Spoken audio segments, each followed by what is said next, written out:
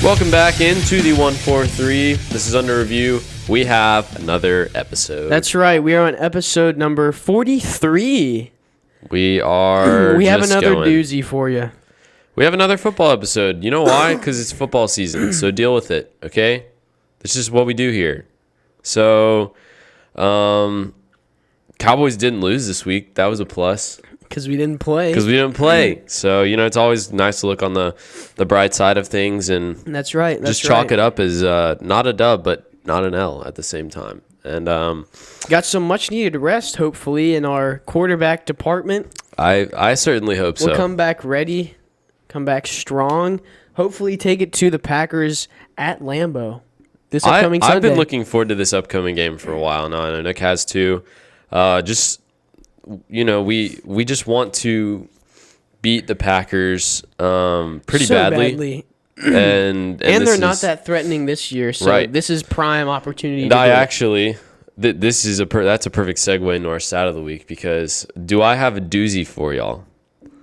This is not made up by under review because we're not the biggest Aaron Rodgers fans. This is just fact that this past week against the Detroit Lions, I'll say that again, against the Detroit Lions. Let me just say that one more time. The Detroit Lions. The one-win Lions. The one-win Detroit Lions. Aaron Rodgers threw not one, not two, but 3 picks. Wow. 2 of them in the red zone. First time he's ever done that in his career. Let's just give it up. Give it up for old Aaron Rodgers. So they were the one-win Lions. Now they are the 2-win Lions. And the Packers are now 3-6. Wow.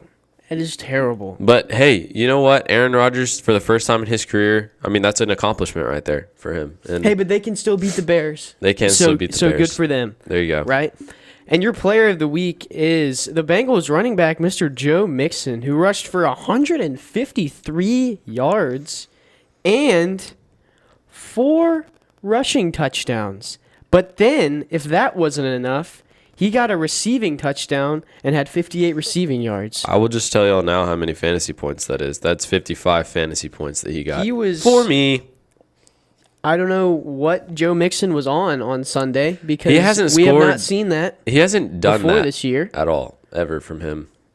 And then out of nowhere, he just comes and plays the game of his life, honestly. He did. And he was on my fantasy team, and I appreciated it because the last 8 weeks he's been playing pretty badly. And so now he finally came out and he made up for it a little bit. I expect production for the rest of the season as well.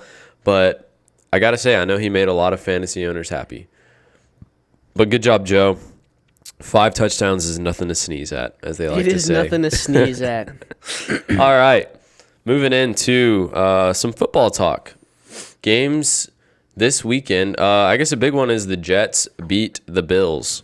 Yeah, that was by a field goal. Huge one. The Jets defense, they came to play. Kind of no joke this season, I guess. They Their had secondary their is struggles really good early on, but they kind of figured it out. Sauce Gardner is probably going to win Defensive Rookie of the Year. He should. Kind of a dog. The Bills' offense was not really able to respond, and now it's looking like Josh Allen might even be injured. Possibly a UCL injury that is in his elbow. That is interesting. That would stink for the Bills. But it was just not an overall great game for the Bills. They didn't play like they normally do. Right. I don't think that they have anything to be worried about with losing that game, but they do have something to be worried about if Josh Allen is hurt.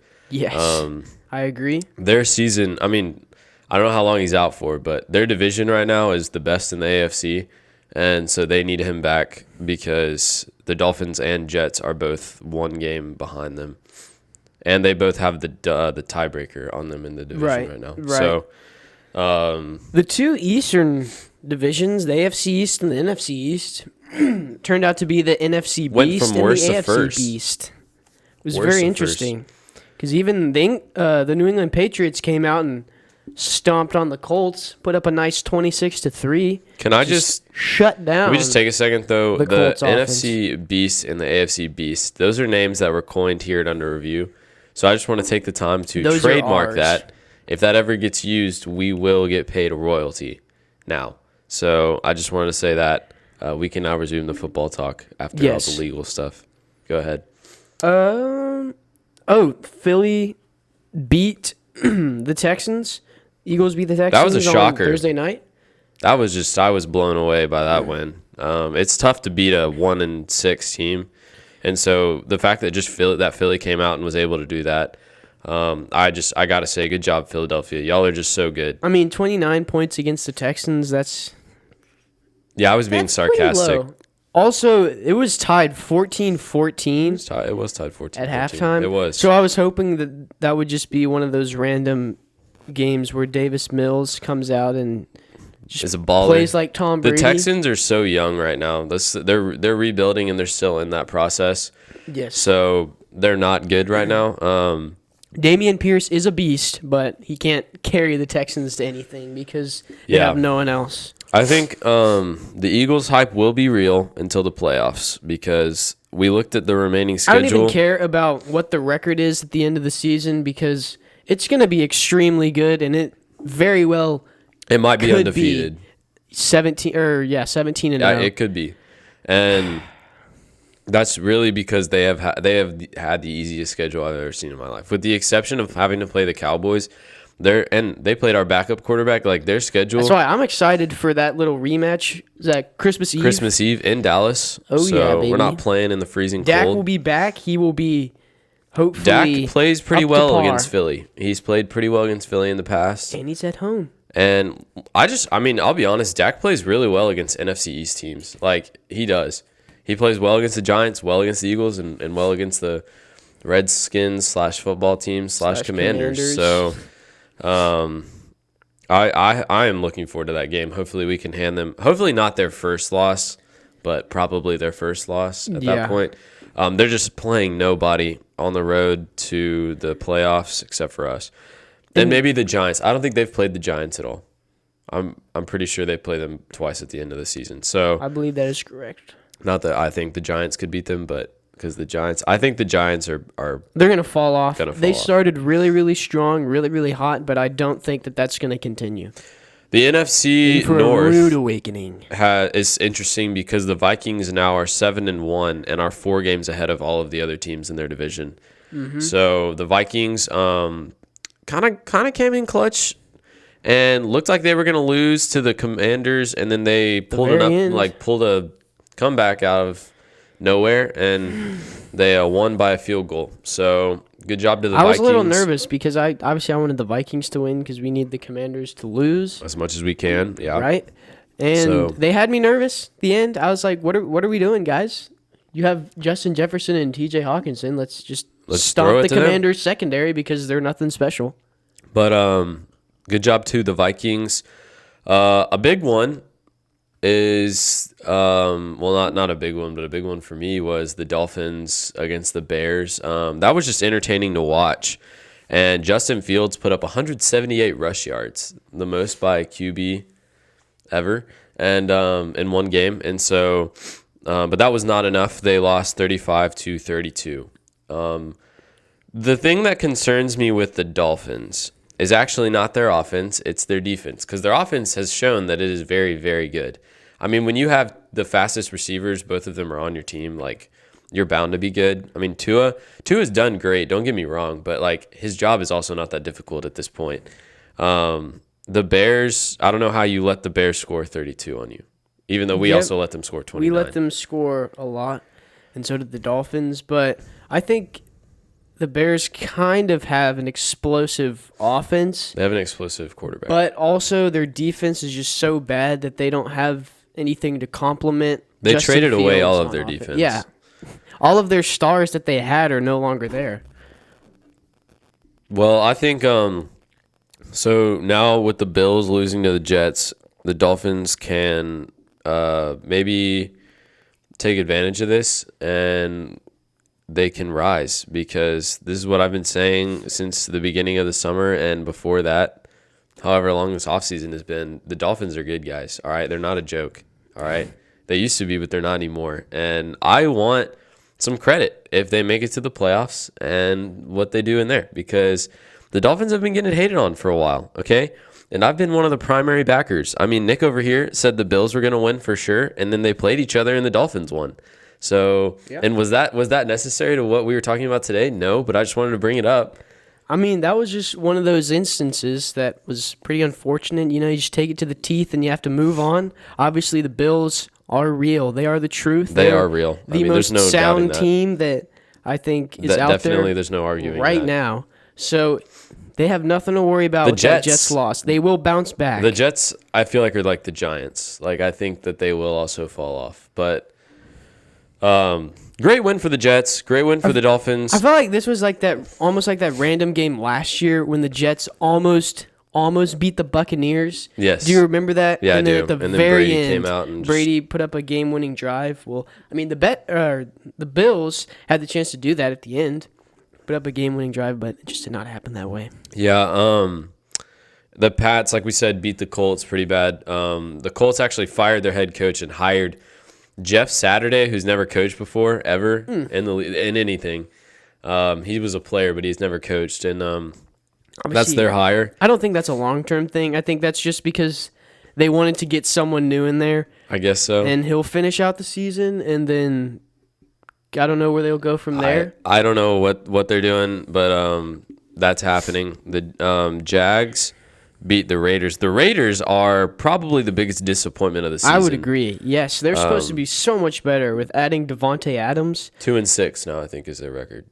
Man. And they have been they've had leads. Yeah, they just blow the leads in the fourth. They just can't hang on. Like, they had a lead against the Chiefs, too. They were up 17-0, and they ended up losing that one as well. They had a lead against the Jags this week, and they lost. Which, like, a lead against the Chiefs and a lead against the Jags are two separate things. And you should be able to hold the one against the Jaguars, but they didn't. And Travis Etienne for the Jags is no joke. I mean, he's been putting up over 100 yards rushing every single game for the last few games. So, not that the Jags are good, but Travis Etienne's really good. I mean, they have a promising young team. They just need some more development. So, any other games? Also, I guess we can talk about the Titans-Chiefs game. What was that? Sunday night. I mean, it just looked... It didn't look great. It turned into like a street fight, you know, kind of at the end. Like, no one had any energy left, you know. It was pretty sloppy. It wasn't working for either team. Yeah. And Malik Willis is a rookie and has an excuse, but Patrick Mahomes, I don't know what was going on there. I didn't understand he had some rushing touchdowns or whatever, and that was cool, but that doesn't make up for the really bad game. We also had Travis Kelce, who was just dropping. He was passes dropping, and that's not usual. And right, and I was a little surprised by that. And obviously, the other thing was how many receptions did the Titans receivers have? I want to say they had like one. If they even had like any. I think they had one.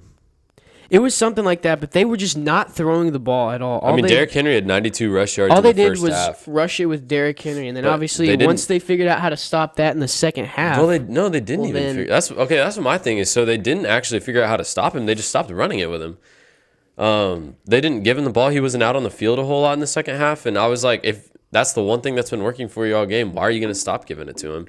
But they did, and I think that's what caused. I mean, because that's how you can burn the clock and get some more touchdowns. Because they just kept running it, and it wasn't working after the third quarter. But, and then the Chiefs' offense finally came alive there at the end. Took it into overtime, right? Right. But it ultimately came down to Patrick Mahomes' scrambling abilities, which I thought was kind of interesting because he's known more for his arm, but what ultimately won it there at the end was him being able to run the football. I think also a comparison is the Saints-Ravens game on Monday night as well. The Ravens did not throw at all, basically. They only ran it, and I know Nick was not too happy about that because that ended up costing him his fantasy matchup. All of a sudden, Kenyon Drake decides to be... Actually, no, not even Kenyon Drake. It's the stinking play calling on offense on the Ravens side of the field. They just run. I was not impressed at all with Lamar Jackson, if you ask me. I was about to say, I think Lamar is good, but he's way overhyped in the fact that he's not the next... They were talking about him like he was when your Tom quarterback Brady or when your something after quarterback that can game. run better than he can throw, probably isn't the best thing in the world. I mean, because Lamar is not the best passer, and he never has been. And the reason that they're losing these games in the fourth quarter is because Lamar, when he's called on, because when you have a lead, you can run, but when you don't, you have to throw. When he's Right. called on to throw, he's not the most clutch quarterback. Well, the issue is what's more likely to get the big chunks of yardage and the big plays at the end that you need are In small amounts of time. pass plays. Yeah. And when you have a quarterback that is primarily a runner, that presents an issue, right? And we have seen Yeah. Lamar Jackson come up short in the big moments at the end of the game because his passing abilities is not as great as his running Yeah. ability. I don't think the Ravens are going to – I mean, the Ravens are always okay in the regular season. They don't do good in the postseason. Another team that deserves a huge shout-out that honestly hasn't been getting enough credit, Seahawks lead their division still with a win over Arizona this week. Geno Smith is the real deal. It's looking like the Seahawks won the Russell Wilson trade. And I don't know where this Geno Smith has been for the last 10 years. 10 years, right? He was pretty awful on the Jets.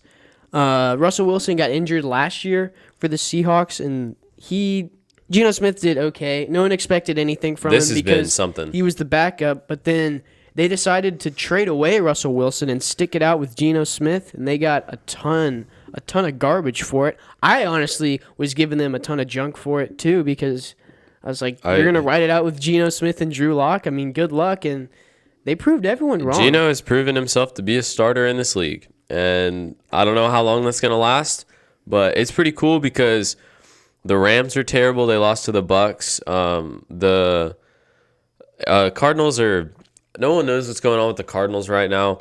They're all over the place. And then the Niners, the Niners will be okay. They were on bye this week. It'll probably end up being the Niners division.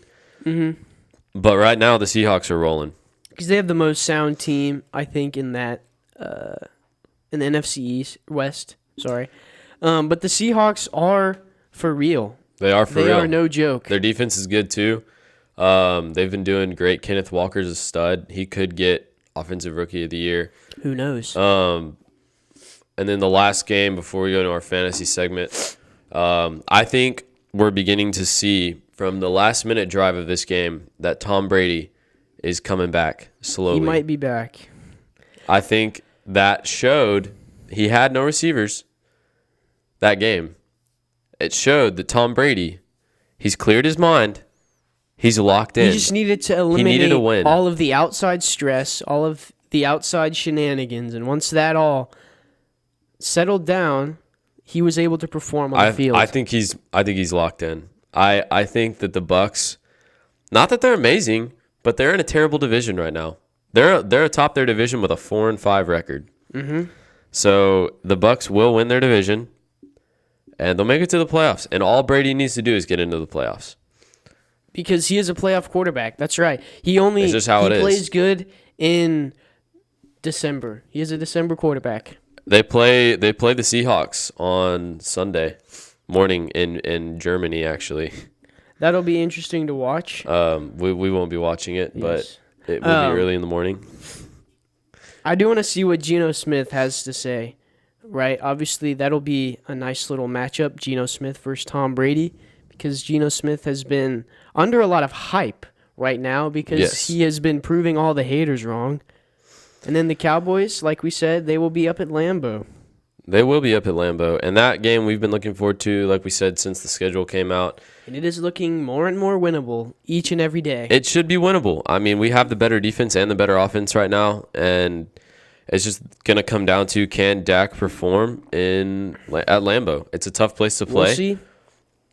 But the Jets did it, so I feel like since the Jets did it, we should be able to do it as well. Didn't the Commanders, they did it as well. Was that at Lambeau? No, I don't think so. Nope, but they at least beat them. There's been a couple teams that have won in Lambeau. All right, we are moving into the fantasy segment. As we said before, obviously, it goes without saying that Joe Mixon was the best fantasy scorer this week. With 55. Do we expect him to do that again? Absolutely not. But, he was good. I'll say some guys that were just really good. Like Joe Mixon, Devontae Adams was really good. Stephon is always pretty solid. The guys that normally score pretty well scored pretty well. I would agree. Yes. The big thing was Mark Andrews did not play, and so a lot of people, I think, went out and got Isaiah Likely. And because last week when Mark Andrews went down, Likely came in, scored 19 points, and he came out and performed early, right? Got that 24-yard receiving touchdown, so he got 9 points right off the bat. But then they just stopped. Lamar stopped throwing the ball, is what happened, and so that was unfortunate right there. Yeah, Mark Andrews, once he gets back, will get those receptions. But it looks like until then, Lamar's not going to throw. This week, the best defense was the New England defense. They came out and just shut the Colts down. Yes, I think that's I think someone that deserves a shout-out is Nick Folk. He's been getting a solid, over 15 a week. I don't know where Nick Folk comes out of, but he is a valuable fantasy kicker. They only kick field goals on the Patriots, apparently. That's I guess. He's been getting some insane numbers as a kicker. It's been working. Derrick Henry did really well.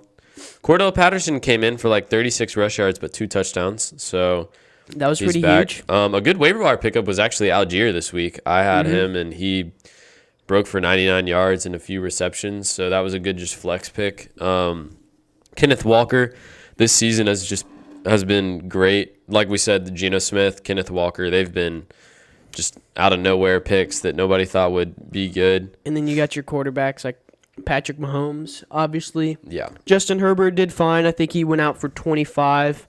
Kirk did okay. Yeah. I will say the TJ Hawkinson trade is actually probably a good thing for fantasy owners because now he has a good team. He had 9 receptions for 70 yards. I think it is a good thing for Kirk owners and TJ owners. And I am both. Because you get TJ, who is put in a way better situation with not a way better quarterback, but I would say a better quarterback, right? And then you have Kirk, who now has somebody else to throw to because the big thing was that they had Irv Smith at tight end, but Irv Smith was kind of garbage, if we're being honest. But now they have filled that role with TJ Hawkinson. They addressed the need. They did, and I think that they deserve some credit. They are not that they're obviously going for a Super Bowl, but they just helped their roster out a lot. The Vikings are looking good. Not that I think they could win the NFC, because right now I think they need to show me some more. You can't let it come down to a last-second field goal against the Commanders. But yeah, you're gonna need a little bit more than that. Obviously, I thought they started off really well in the first half, but then I don't know what happened. They just kind of slowed down offensively. Let the Commanders. Well, their O-line was just not blocking at all for Kirk. He took a shot to the ribs, so be on the lookout to that. Yes. For that. He was off the field for a little bit. Any other fantasy things? I'm trying to think. I believe that is it. We have no waiver wire pickups for this upcoming week. There are just no waiver wire pickups in general. It's just difficult because there's just not a lot. There really is not a lot. So, here's where we like to end our shows on Under Review. Brought to you a inspirational quote from the Tom Landry. That's right, coaching legend for the Dallas Cowboys. A champion is simply someone who did not give up when they wanted to, and that's the truth. It is the truth. I mean, Tom Landry always speaks the truth, and I think that when he spoketh, we listen. They listened. So I want you to go out and use that throughout the rest of this week, okay? Be a champion. Until next Wednesday when you tune back in to another episode. Thank you for listening. Thank y'all for this week. We will see y'all next week here at Under Review.